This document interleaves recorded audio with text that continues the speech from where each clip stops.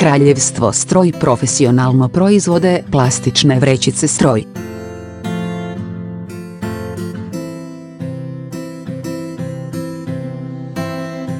Nož za brtvljenje toplinom.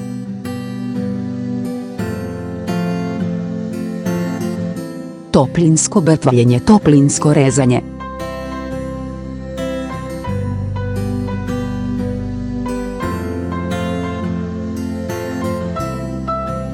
Automatski stroj za bušenje.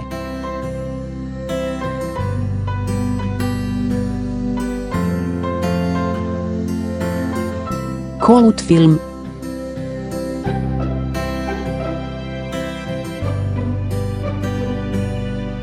Kontrola položaja ruba.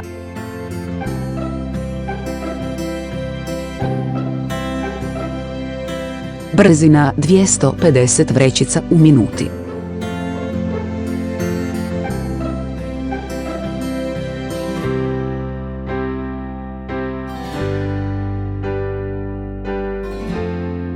Praćenje senzora.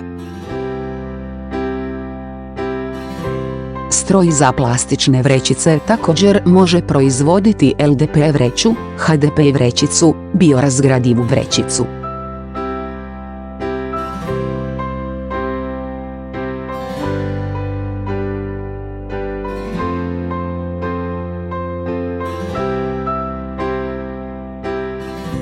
Kraljevski stroj profesionalni proizvođač, stroj za izradu plastičnih vrećica, stroj za torbe za kupovinu, stroj za bočno brtvljenje, stroj za biorazgradivu vrećicu.